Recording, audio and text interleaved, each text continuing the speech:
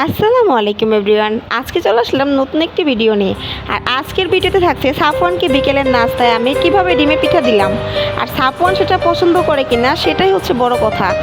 তো ডিমের পিঠাটা আমি কিভাবে তৈরি করলাম সেটা আর দেখালাম না, কারণ সাফওয়ান যেহেতু দুপুরে ঘুমিয়েছিল, ও কিন্তু ঘুম থেকে উঠে অলরেডি বসে আছে, যে কোনো মুহূর্তে কান্নাকাটি করা শুরু করতে পারে। আর হ্যাঁ, দেখতে পাচ্ছেন আমি কিন্তু একটি ডিম দিয়েই ঠিক এতগুলো পিঠা বানিয়ে ফেলেছি বিকেলের নাস্তার জন্য। তো আমি পিঠাগুলো ভাজা শুরু করে দিলাম। বেশি তেলে ভাজবো না, আমি অল্প তেলেই ভাজবো। আপনারা চাইলে এগুলো ডুবো তেলেও ভাজতে পারেন, কোনো সমস্যা নেই। ডুবো তেলে ভাজলে আরও বেশি ফুলকো ফুলকো হবে পিঠাগুলো। তো আমি আস্তে আস্তে একের পর এক পিঠাগুলো দিয়ে দিচ্ছি। এটা কিন্তু মিডিয়াম আঁচে ভাজতে হবে, বেশি লো দেওয়া যাবে না, দেন হচ্ছে বেশি হাইতেও দেওয়া যাবে না।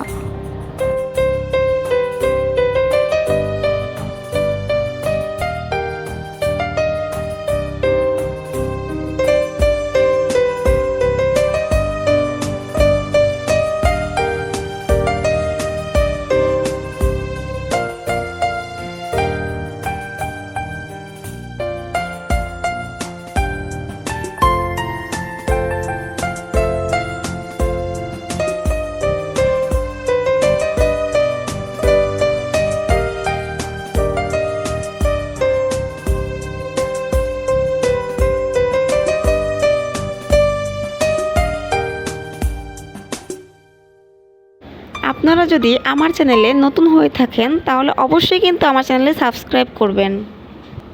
তো দেখতেই পাচ্ছেন আমার পিঠাগুলো প্রায় হয়ে এসেছে।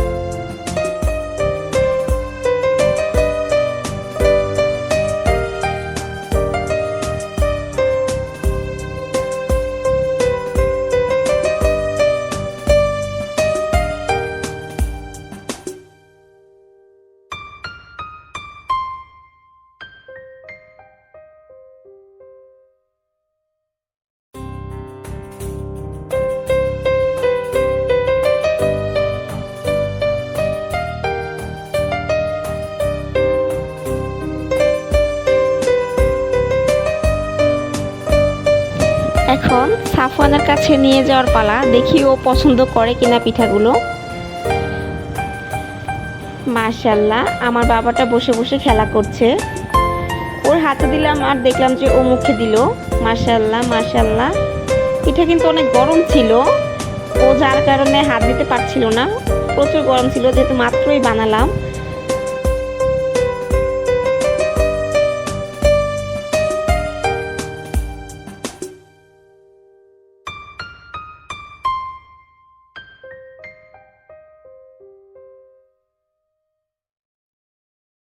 আপনারা যদি পিঠার রেসিপি পেতে চান তাহলে অবশ্যই কমেন্ট করবেন।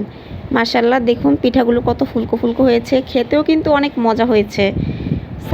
আমার বাবাটাও কিন্তু অনেক পছন্দ করেছে, দেখতেই পাচ্ছেন। আমার ছেলে বেশি একটা মিষ্টি পছন্দ করে না, তাই আমি পিঠাতে একটু মিষ্টি কম দিয়েছি। আপনারা চাইলে মিষ্টি বেশি দিতে পারেন, তবে বাচ্চাদের খাবারে মিষ্টি কম দিলেই ভালো। আমিও মিষ্টিটা কম দিয়েছি যাতে আমার ছেলে তৃপ্তি ভরে খেতে পারে। ও আবার মিষ্টি পছন্দ করে না, মিষ্টি যে কোনো খাবারই ও পছন্দ করে না, খেতে চায় না। মাশাআল্লাহ মাশাআল্লাহ, সবাই একটু মাশাআল্লাহ বলে যাবেন।